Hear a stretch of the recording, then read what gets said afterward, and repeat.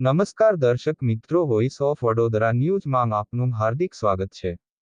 તરસાલી શાક માર્કેટ પાસે 4 વ્હીલ વાહનો દ્વારા રોડ રસ્તા પર આડેધડ પાર્કિંગ કરવામાં આવી રહ્યું છે, જ્યારે સાંજના સમયે શાક માર્કેટમાં શાકભાજી ખરીદવા આવતા નાગરિકો તેમજ જીઆઈડીસી કંપની માંગથી ઘરે જતા કામદારોની અવરજવર વધી જાય છે, ત્યારે રોડ રસ્તા પર માલેતુજારો દ્વારા 4 વ્હીલ ગાડીઓ પાર્ક કરીને લોકોના જીવ જોખમમાં મૂકવામાં આવી રહ્યા છે। સંસ્કારી નગરી વડોદરામાં નાગરિકોને પાર્કિંગ સેન્સ માટે ટકોર કરવી પડે તે વડોદરા શહેર માટે શરમજનક બાબત કહેવાય।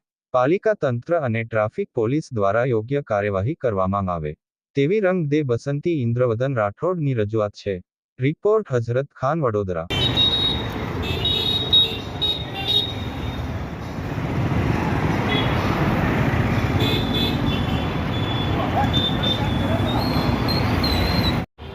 नमस्कार, हूँ इंद्रवदन राठौड़, रंगदे बसंती।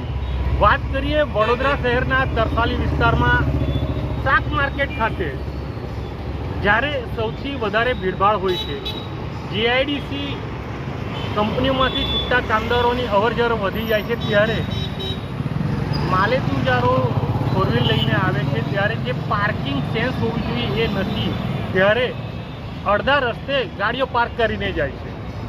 નાના વાહન ચાલકો કે રાહદારીઓને પણ તકલીફ પડી શકે છે, ત્યારે પાલિકા તંત્ર અને ટ્રાફિક શાખાને મારી નમ્ર રજૂઆત છે કે આ વિસ્તારમાં યોગ્ય પાર્કિંગ પોલિસીનો અમલ કરવામાં આવે, નહીં તો મોટી જાનહાનિ થશે, ત્યારે તંત્ર ઊંઘતું ઝડપાશે।